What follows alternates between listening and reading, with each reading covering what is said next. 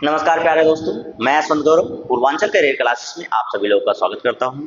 दोस्तों, आशा करता हूं कि आप लोग स्वस्थ होंगे और अपने सफलता के मार्ग में एक एक कदम आगे बढ़ते होंगे। और आप लोग अवगत ही हैं कि आज ये आपके प्रैक्टिस सेशन का दूसरा सेशन है, जिसमें आपने बहुत ही बेहतरीन और बहुत ही अच्छा परिणाम पिछले वाले सेशन में दिया और उससे यह समझ में आया कि आप लोग प्रैक्टिस सेशन में ज़्यादा ध्यान देते हैं। जो मैंने उस पर ध्यान दिया कि प्रैक्टिस सेशन में ज़्यादा लोग जुड़ जाते हैं और थियरी में कम, जबकि ऐसा होना चाहिए कि थियरी में भी आप लोगों को इंटरेस्ट लेना चाहिए, क्योंकि प्रैक्टिस में आपको जो थियरी का आधा पार्ट होता है वही मिल पाता है। जो प्रश्न होगा प्रश्न के बारे में भी जानकारी दी जा सकती है, क्योंकि इतने प्रश्न रखे जाते हैं कि उसको इतना ज़्यादा लंबा नहीं खींच सकते आप कि लड़के बोर हो जाएं। प्रैक्टिस में प्रैक्टिस जब आप थियरी कर लेते हैं, थियरी के बाद चलने वाली प्रक्रिया है। लेकिन आप लोग सोचते हैं कि प्रैक्टिस कर लेंगे तो हमारा एग्जाम निकल जाएगा। भाई आप बुरा मत मानिएगा, सिर्फ प्रैक्टिस करने से आपका एग्जाम कभी नहीं निकल पाएगा, चाहे कोई भी टीचर कितना भी कर ले। जब तक आप थियरी नहीं करेंगे तब तक आपके प्रैक्टिस का कोई मायने नहीं, कहीं ना कहीं आप पीछे हो जाएंगे। इसीलिए मैं थियरी बहुत अच्छे से कराता हूं, बेहतरीन सेशन देता हूं। चलिए बहुत ज्यादा ना करते हुए आइए, मैं प्रैक्टिस करवा रहा हूं। प्रैक्टिस के साथ आप थियरी में भी जुड़ा कीजिए, ये मेरा आपसे निवेदन है। भाई आप लोग क्यों आधा अधूरा ज्ञान लेना चाहते हैं? आधा ज्ञान जो होता है वो विष के समान होता है भाई। तो आधा ज्ञान नहीं आप पूरा ज्ञान लेने के चक्कर में रहा कीजिए। आधा लेकर खुश हो जाएंगे और पूरा वाला शांत होकर ही अपना काम कर देगा। वही बात हो जाती है कि मेहनत इतनी खामोशी से करो कि सफलता शोर मचा दे, लेकिन आप लोग मेहनत इतनी शोर मचाकर करते हैं कि सफलता दूर भाग जाती है। ऐसा ना किया कीजिए। आइए सेशन को शुरू किया जाए, जो बेहतरीन सेशन आप लोगों के लिए है और बेहतरीन प्रश्न मैंने आप लोगों के लिए रखा है और ये रहा आपका। हाँ, सबसे पहले तो बात ये है कि अगर आप चैनल पर नए हैं तो सबसे पहले पूर्वांचल कैरियर क्लासेस को सब्सक्राइब कर लीजिए और अपने दोस्तों में शेयर कर दीजिए। दोस्तों में शेयर करके बताइए उनको कि भाई यहाँ पर जो प्रैक्टिस चल रही है, प्रैक्टिस के साथ थियरी भी चलती है और पूर्णतः निःशुल्क चलती है। जितने प्रश्न हैं प्रश्न पर आप उत्तर जरूर किया कीजिए। प्रश्न पर उत्तर इस तरीके से किया कीजिए, जिस प्रश्न का है प्रश्न का नंबर लिखा कीजिए, उसके बाद उसका ऑप्शन डाला कीजिए। नाम नहीं लिखेंगे चलेगा। जैसे पहले का दे रहे हैं आंसर तो पहले का ए है, बी है, सी है, जो भी उसको अटैच कर दीजिए उसके साथ।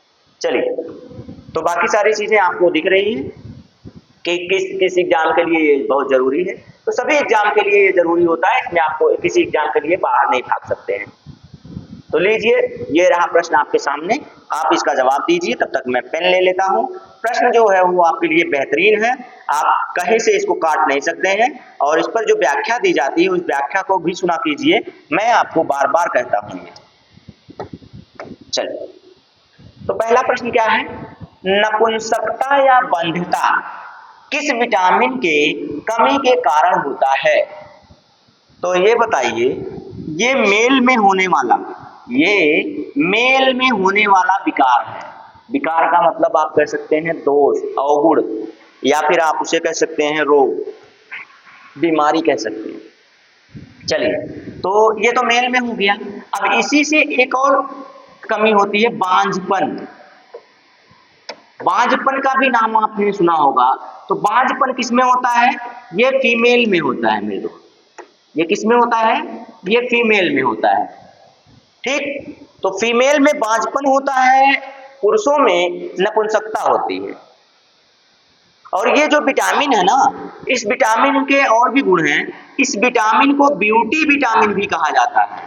कौन सी विटामिन? तो ब्यूटी विटामिन भी इसे कहा जाता है मेरे दोस्त। ब्यूटी विटामिन के नाम से जाना जाता है। मतलब कि अगर ये विटामिन आपके अंदर है तो आपका चेहरा ग्लो करेगा। आपका चेहरा क्या करेगा, ग्लो करेगा। जैसे आते हैं ना कि आप ऐड देखते हैं, जब आप ऐड देखते हैं या फिर प्रचार देखते हैं, प्रचार में एक साइड क्रीम दिखाई जाती है, एक साइड इंसान दिखाया जाता है, काला सा इंसान रहेगा, उसको क्रीम लगाकर गोरा कर देते हैं। तो भाई ये विटामिन अगर आपके पास है, आपका चेहरा वैसे ही ग्लो करेगा, कोई आर्टिफिशियल चीज की जरूरत आपको नहीं पड़ेगी। ठीक है, या तो फिर जो आर्टिफिशियल गोरे होते हैं उनको लाके एक किसान के घर रख दीजिए और कह दीजिए दो चार दिन किसानी कर दें, उनकी विटामिन तो ऐसे ही निकल जाएगी, उनकी जो ब्यूटी है वो ऐसे ही भाग जाएगी, कुछ नहीं होगा, उनका कुछ नहीं बचेगा। लेकिन हाँ, जिनके पास ये विटामिन है उसका ग्लो बना रहेगा। ठीक है, चलिए ब्यूटी विटामिन इसे कहते हैं। इसको एंटी एजिंग विटामिन भी कहते हैं।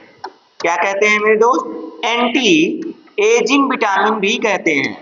एंटी एजिंग विटामिन का क्या मतलब हो गया, तो एंटी एजिंग विटामिन का ये मतलब हो गया भाई कोई इंसान सुंदर है, खूबसूरत है, अब इतना कहने से आप कहीं और मत जाइए, इंसान का मतलब पुरुष भी खूबसूरत होते हैं, हैंडसम होते हैं, और जो स्त्रियां होती हैं वो खूबसूरत होती हैं। ठीक है, तो आप लोग हैंडसम होते हैं, तो ये बताइए कि एंटी एजिंग का क्या मतलब है, कि मतलब आपकी एज अगर 40-35 हो गई तब भी आप 30 के दिखेंगे। आपकी एज कितनी, 35 की है, फिर भी आप 30 के दिखेंगे, तो ऐसा स्त्रियों में ज्यादा होता है, क्योंकि उनकी एज अगर कोई बता दे तो इनकी एज के बारे में भाई ना, तौबा तौबा मत बोलिएगा, नहीं तो आपसे झगड़ा हो जाएगा, फिर भी आप कितने भी खास हो उनके, झगड़ा तो आपसे होना पक्का है, पक्का आपसे झगड़ा कर लेंगे। अगर स्त्रियों की यानी कि फीमेल यानी कि गर्ल्स की एज की बात कर ली आपने, ये अपराध हो जाएगा आपका, अक्षम्य अपराध। आइए, एंटी एजिंग विटामिन भी इसको कहते हैं। इसका स्रोत भी मैं बता दूं आपको, तो इसके स्रोत जो होते हैं वो अंकुरित अनाज होते हैं। इसके स्रोत क्या होते हैं भाई, अंकुरित अनाज होते हैं। अब आप लोगों अगर आंसर नहीं मिल पा रहा है आप लोगों को, तो आप लोग भाई समझ लीजिए कि आप लोग लापरवाही कर रहे हैं अपनी तैयारी में, और ये कतई बर्दाश्त नहीं होने वाला। चलिए, तो विटामिन ए नहीं है, विटामिन बी ये भी नहीं है, विटामिन ए नहीं है, विटामिन के नहीं है, विटामिन डी भी नहीं है। ठीक है, पिछले सेशन में मैं सबके बारे में बताया था, कोई ऐसा विटामिन नहीं छूटा है जिसके बारे में ना बताया। तो आपका राइट आंसर कौन हो गया भाई, तो राइट आंसर आपका हो गया विटामिन ई। विटामिन ई जो होता है, इस यही क्या होता है, इसी की कमी से नपुंसकता या बांझपन, या इसी को ब्यूटी विटामिन कहते हैं, इसी को एंटी एजिंग विटामिन भी कहते हैं। इसी के द्वारा जो अंकुरित अनाज होता है इसका सबसे अच्छा स्रोत होता है। चलिए आगे चलें, चलिए फिर आगे चलते हैं। ये रहा प्रश्न नंबर दूसरा आपके बोर्ड पर, आपके स्क्रीन बोर्ड पर, आप इसे देखिए और बढ़िया से इसको बताइए भाई कि क्या दिक्कत है, क्या समस्या है इसमें। विरंजक चूर्ण का रासायनिक नाम क्या है, विरंजक चूर्ण का रासायनिक नाम क्या है, ये आपको बताना है भाई। अब इसमें ऑप्शन है आपको nitric acid, zinc oxide, potassium chloride, bleaching powder. जल्दी से बताइएगा इसका आंसर, 5 सेकंड का टाइम मैं देता हूं इसमें आपको, 5 सेकंड का टाइम मैं ज्यादा से ज्यादा देता हूं आप लोगों को। चलिए बताइए,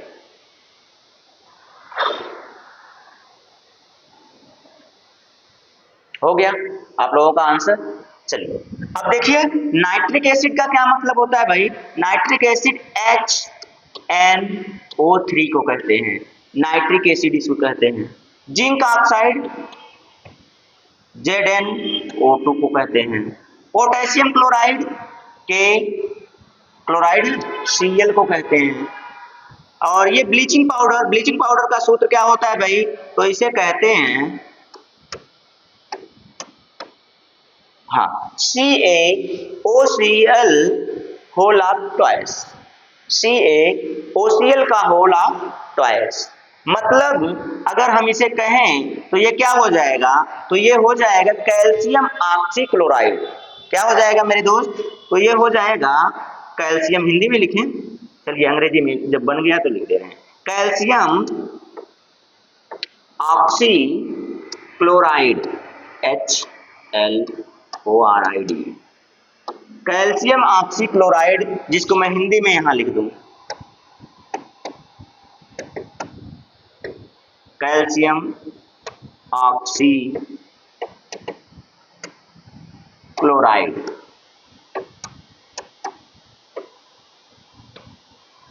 ठीक, तो इसी ब्लीचिंग पाउडर को, क्या नाम है इसका, ब्लीचिंग पाउडर, ठीक है, ब्लीचिंग पाउडर। तो ये जो ब्लीचिंग पाउडर है दोस्त, इसी का एक और नाम है, इसी को हम लोग क्लोरीन लाइम भी कहते हैं। क्या कहते हैं, क्लोरीन लाइम। हिंदी में लिखें तो इसे क्या कहेंगे भाई, तो हिंदी में इसी को क्लोरीन लाइम भी कहते हैं, क्लोरीन लाइम। ठीक है। विरंजक चूर्ण का क्या काम होता है दोस्त, तो विरंजक चूर्ण जैसे आप जानते हैं ना, आला जिसे आप लोग कहते हैं, आला, यानी कि कपड़ों से रंगों को हटाने के लिए, कपड़ों को रंगहीन बनाने के लिए, कपड़ों से रंगों को साफ करने में इसका उपयोग किया जाता है। ठीक है, कपड़ों से रंगों को साफ करने में इसका प्रयोग किया जाता है। इसे ब्लीचिंग पाउडर भी कहते हैं या विरंजक चूर्ण भी कहते हैं। तो ऑप्शन अब आप लोगों को मिल गया कि विरंजक चूर्ण को का रासायनिक नाम क्या है भाई, तो रासायनिक नाम इसका है कैल्शियम ऑक्सी क्लोराइड। रासायनिक सूत्र क्या है, Ca। हाँ, इसको कभी कभी आपको जनरली ये देखने को मिल जाता है CaOCl2, ऐसे भी लिखा देखने को मिल जाता है, लेकिन सही आपका यही वाला है। ठीक है, तो अब ऑप्शन कौन सा आपका सही हो जाएगा मेरे दोस्त, मेरे प्यारे दोस्त, तो ऑप्शन आपका कौन सा सही हो जाएगा, तो ऑप्शन आपका डी सही हो जाएगा। इसे कहते हैं ब्लीचिंग पाउडर। ब्लीचिंग पाउडर को ही क्या कहते हैं, आला कहते हैं। जो आप लोग, आपके कपड़ों पर रंग गिर जाता है या कुछ गिर जाता है जिसकी दाग लग जाती है और नहीं छूटता है, तो उसे, उस रंग को, उस दाग को हटाने के लिए ब्लीचिंग पाउडर या विरंजक चूर्ण का आप प्रयोग करते हैं। किसी चीज को रंगहीन बनाने में इसका प्रयोग किया जाता है। चलिए, ये हो गया, कंफर्म है ना, कोई दिक्कत नहीं, कोई परेशानी नहीं। आइए चलते हैं प्रश्न नंबर 3 पर। क्या है, साधारण नमक का रासायनिक सूत्र क्या है। लीजिए, अब इससे आसान प्रश्न आपके लिए क्या होगा कि इसे क्या कहते हैं। अब आप बताइए कि मैंने आपको सोडियम कार्बोनेट भी बताया, सोडियम बाइकार्बोनेट भी बताया, सोडियम नाइट्रेट भी बताया, बचा क्या है, सोडियम क्लोराइड। ये भी मैंने बताया था आपको, ये भी मैंने आपको बताया था। इसीलिए आपको कोई समस्या नहीं होनी चाहिए कि सोडियम क्लोराइड को ही क्या कहते हैं, सोडियम क्लोराइड को ही साधारण नमक कहते हैं, जिसे आप लोग खाते हैं, जिसे आप लोग खाते हैं भाई भोजन के साथ, साधारण नमक इसी को कहते हैं। बाकी सोडियम बाइकार्बोनेट बेकिंग सोडा है और सोडियम कार्बोनेट ये आपका धावन सोडा है, मैंने आपको बता रखा है, इसीलिए मैं अब आगे चलूंगा।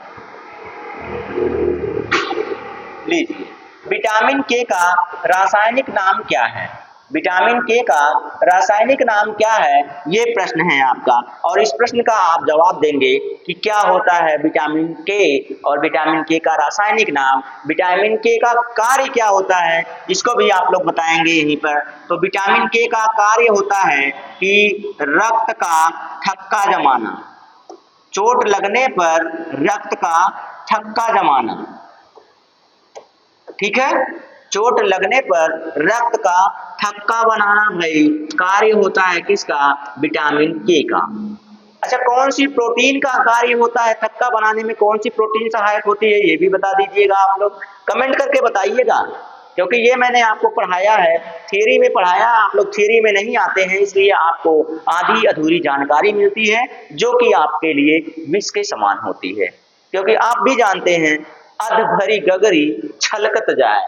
जो इंसान बढ़िया से नॉलेज ले लेता है, बढ़िया ज्ञान किसी के पास हो जाता है, वो शांत हो जाता है, वो आपके प्लेटफॉर्म पे आके नाचता नहीं है, न ही आपको नचाता है, बस वो आता है, बढ़िया ज्ञान देगा, बढ़िया नॉलेज देगा और आपको ज्ञानवान बनाकर प्यार से चला जाता है। चलिए, तो ये हो गया रक्त का थक्का बनाना। ठीक है, रक्त का थक्का बनाता है कौन? जिसका रासायनिक नाम मैं कहूं तो अच्छा, इसकी कमी से कौन सा रोग होता है भाई? तो ये आप लोग जानते हैं, रक्त का थक्का ना बनना। ठीक है, रक्त का थक्का ना बनना तो एक बीमारी होती है जिसे कहते हैं हीमोफीलिया। हीमोफीलिया, ठीक है, हीमोफीलिया जो होता है भाई, इस रोग में भी इंसान को चोट लग जाती है तो रक्त का थक्का नहीं बनता है। इसको शाही रोग कहते हैं। इसको क्या कहते हैं भाई? इसको शाही रोग कहते हैं भाई, राजाओं का रोग है ये। ठीक है, चलिए, तो ये एक कौन सा है, कौन सा रोग है ये? वंशागत रोग है ना, आनुवांशिक रोग है। ये क्या है भाई? तो ये एक प्रकार का आनुवांशिक रोग है, आनुवांशिक रोग है। ठीक है, ये एक प्रकार का कैसा रोग है? आनुवांशिक रोग है। हीमोफीलिया, हीमोफीलिया के बारे में मैंने ये बातें बताई हैं आपको कि ये एक प्रकार का आनुवांशिक रोग है और शाही रोग कहा जाता है इसको। हीमोफीलिया में भी रक्त का थक्का नहीं बनता है। तो अब विटामिन के बारे में बताना था। विटामिन के का राइट आंसर क्या होगा भाई? टेको हर जगह लिखा गया है तो ये टोको होता है, टेको नहीं, टोको। ठीक है, फिलोक्विनॉन है, कैल्सीफेरॉल है, नियासिन है। ना ही नियासिन है, ना ही कैल्सीफेरॉल है, ना ही टोकोफेरॉल है। इसका रासायनिक नाम क्या हो जाएगा भाई? तो फिलोक्विनॉन, या फिर इसी को मैंने बताया था जो आपको अब कम देखने को मिलता है, कम देखने को मिलता है। तो कौन सा कम देखने को मिलता है? तो उसी को आप लोग कहते हैं नेफ्थीक्विनोन, फिलोक्विनॉन या नेफ्थीक्विनोन। ठीक है, ये भी नाम इसी का है, विटामिन के का। विटामिन के is the right answer of this question. ठीक है, चलिए आगे चलते हैं अगले प्रश्न पर।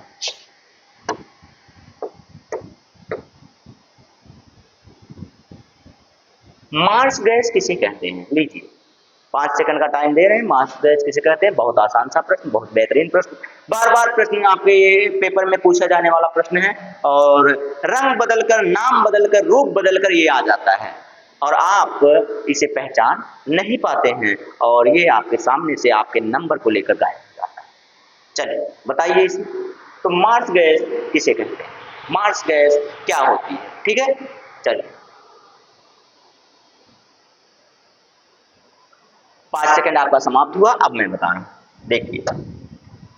तो मार्स गैस किसे कहते हैं भाई? मार्स गैस का जो रासायनिक सूत्र होता है वो होता है CH4, जो कि सबसे सरल हाइड्रोकार्बन होता है, सबसे सरल हाइड्रोकार्बन होता है, हाइड्रोकार्बन होता है। ठीक है, सबसे सरल हाइड्रोकार्बन होता है, CH4 होता है। और यह पाया कहाँ जाता है मेरे दोस्त? तो यह पाया जाता है दलदली स्थानों पर। इसे दलदल गैस भी कहते हैं, इसे दलदल गैस भी कहते हैं भाई, इसे दलदल गैस भी कहते हैं। और ये पाया कहाँ जाता है? जीवाश्मों के स्थान पर पाया जाता है, जीवाश्मों के स्थान पर पाया जाता है। ठीक है, स्थान पर पाया जाता है। और साथ ही साथ प्राकृतिक रूप से विघटित वनस्पतियों के दलदल स्थान पर पाया जाता है। प्राकृतिक रूप से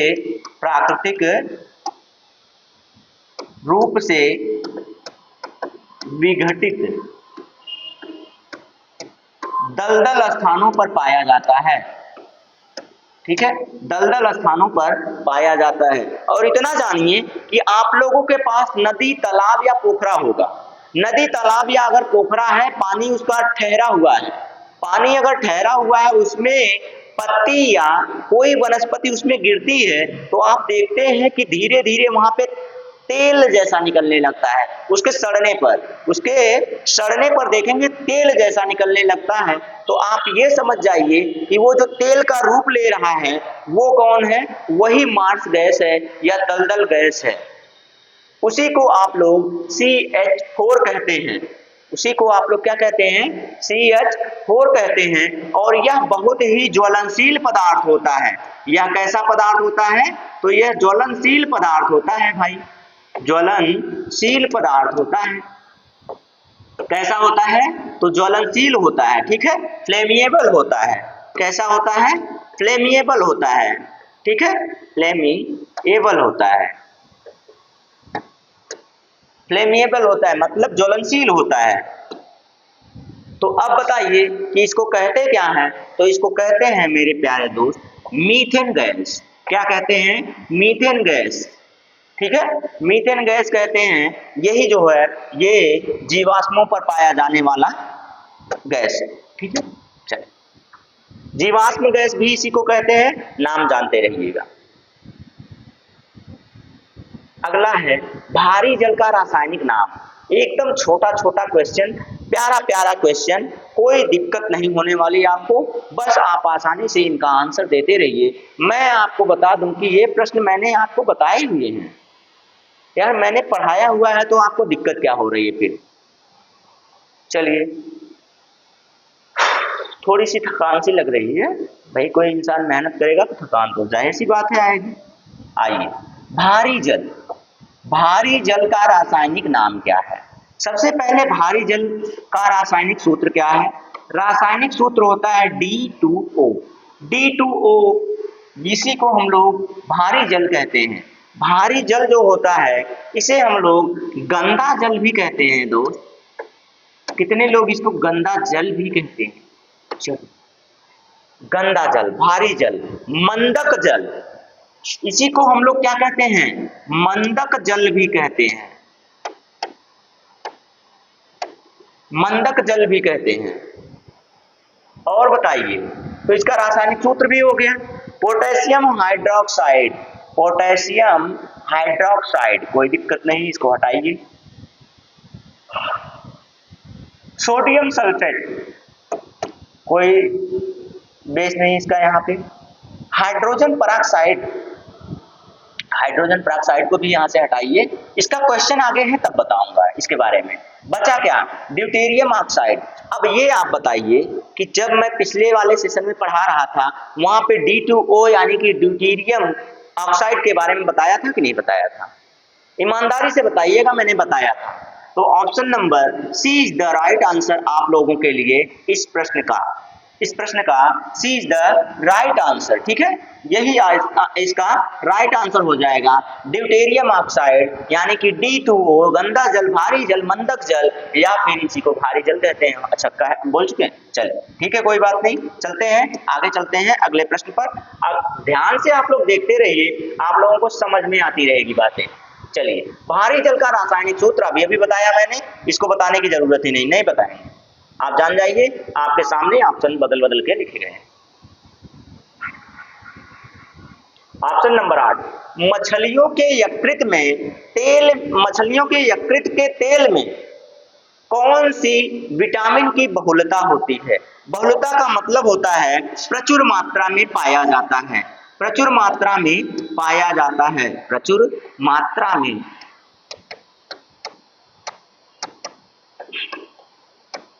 पाया जाता है, या इसी को हम लोग कह सकते हैं कि अधिकता होती, बहुलता का मतलब अधिकता होती है।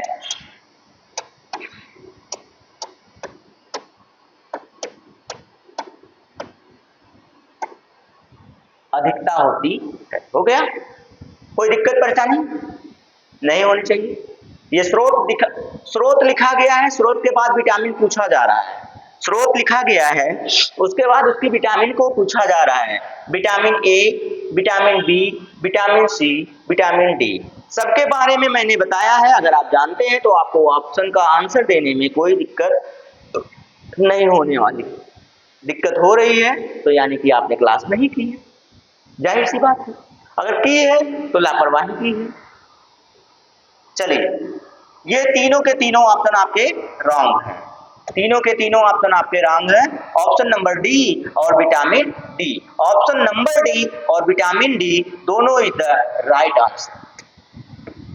ये आपका सही आंसर हो गया। चलिए आगे चलें अगले प्रश्न पर। तो अगला प्रश्न देखते हैं, आइए। ये रहा प्रश्न नंबर 9 आप लोगों के लिए। कौन सा विटामिन गर्म करने पर नष्ट हो जाता है?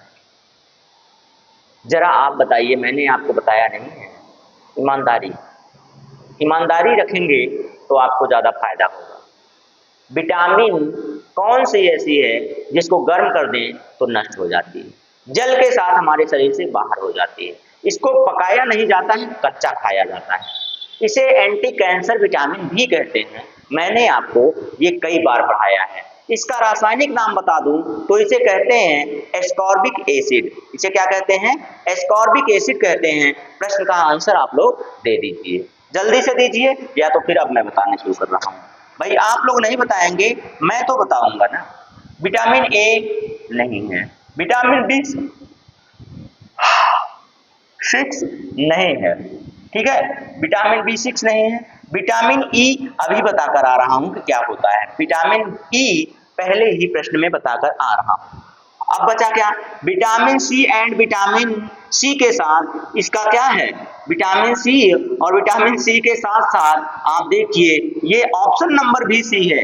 डी और सी दोनों यहीं पे थे। पिछला डी वाला था, अब का सी वाला है, तो दोनों का दोनों आंसर एकदम उसी ऑप्शन पर उसी विटामिन के साथ जुड़े हुए हैं। अब ये हमारे टेक्नीशियन महोदय जानबूझ कर रखे हैं कि ऐसे ही रखे हैं, ये हम नहीं कह सकते। चलिए, तो इसका राइट आंसर क्या हो गया? ये हो गया। बाकी जो जानकारी थी वो मैंने आपको बता दिया है, ठीक है। चलिए आगे चलते हैं अगले प्रश्न पर। अच्छा, इस पर प्रश्न नहीं है, इस पर यह दिखाया गया है कि अगर आप चैनल पर नए हैं तो चैनल को देख लीजिए। लिखा गया है पूर्वांचल कैरियर क्लासेस, और ये पूर्वांचल कैरियर क्लासेस जो है ये हमारे चैनल का नाम है। आप इसको सब्सक्राइब कर लीजिए और अपने दोस्तों में शेयर कर दीजिए, घंटी भी बजा दीजिएगा ताकि नोटिफिकेशन आप तक पहुंचता रहे, और ये जो बेहतरीन सेशंस हैं ये आपको मिलते रहें और आप सबसे आगे जाते रहें, ठीक है। चले आगे। अब ये तो हो गया प्रश्न नंबर 10। कितने प्रश्न हैं भाई इसमें? कितने प्रश्न हैं? 18 प्रश्न हैं। 18 प्रश्न हैं। तो प्रश्न नंबर 10 करके मैं सोच रहा हूँ अब रोक दूँ ना। ये हो गया विटामिन डी। विटामिन डी के बाद सोच रहा हूँ कि अगला वाला सेशन अगले साथ ले लूँ, क्योंकि ज़्यादा हो जाएगा, समय ज़्यादा हो रहा है और थोड़ी सी थकान सी लग रही है, इसलिए मैं आज सेशन को थोड़ा जल्दी रोकूंगा, ठीक है। चलिए आगे, ये लास्ट प्रश्न मैं कर रहा हूँ आपका। इसके बाद 8 प्रश्न होंगे, 8 प्रश्न मैं आपको बाद में दे दूंगा। तो विटामिन डी की कमी से होने वाला रोग ये मैंने आपको बताया है, बार बार बताया है कि भाई जो हाथ पैर होते हैं, लक्षण जो इसका है क्या? हाथ पैर दुबले हो जाते हैं, पेट निकल के बाहर आ जाता है, कमजोरी आ जाती है, हड्डियों में कमजोरी आ जाती है, हड्डियां भंगुर हो जाती हैं, हड्डियां कमजोर हो जाती हैं। और इसका जो बढ़िया सबसे अच्छा स्रोत है, अभी अभी बताया था कि सूर्य का प्रकाश भी होता है, और एक और अभी आया था मछली के यकृत में भी ये अच्छे मात्रा में पाया जाता है, प्रचुर मात्रा में पाया जाता है, बहुलता होती है इसकी। तो ये सारी चीजें मैंने आपको बता दिया, तो आप अब समझ सकते हैं कि क्या होता है, कैसे होता है। ये रहा विटामिन डी। विटामिन डी के साथ आप जाएंगे ऑप्शन नंबर डी पर भी। देखिए क्या बात है, जो हमारे महोदय हैं वो ऑप्शन के साथ विटामिन को भी मैच करवाए हैं। देख लीजिए, ऑप्शन के साथ विटामिन भी मैच किया गया है, और ये रहा आपका right answer, option number C. ये सी वाला विटामिन सी से जुड़ा हुआ है, सी वाला सी से जुड़ा हुआ है। अब तपेदिक विटामिन की कमी से तो नहीं होता है भाई, तपेदिक विटामिन की कमी से तो नहीं होता है। एनीमिया मान सकते हैं, एनीमिया कई आपके B6 से होता है, B9 से भी होता है, और B12 से भी होता है। विटामिन B6, B9, B12 इन तीनों में आपको ये देखने को मिल सकता है, और सबसे ज्यादा 9 और 12, क्योंकि जो 6 होता है ये आपको अलग लक्षण भी दिखाता है। चलिए ठीक है, तो इस प्रश्न का राइट आंसर क्या हो गया? इस प्रश्न का राइट आंसर रिकेट्स हो गया। रिकेट्स जो होता है, rickets rickets is the right answer इस प्रश्न का। ठीक है, तो आज के लिए मैं सोचता हूँ कि इतना ही रहने दूं, क्योंकि व्याख्या लंबी कर दी है और जब लंबी व्याख्या करते ही क्लास भी लंबी हो जाती है और आज थोड़ा सा थकान है, इसलिए माफी चाहेंगे। लेकिन हाँ, जो बेहतरीन जो प्रश्न दिया है वो बेहतरीन है और जो व्याख्या की है वो उनसे भी बेहतरीन है और आप पढ़ रहे हैं, ये सबसे बेहतरीन बात है। तो चलिए दोस्त, आज के लिए इतना ही। अब इसी पर हम अपनी क्लास को विराम लगाएंगे।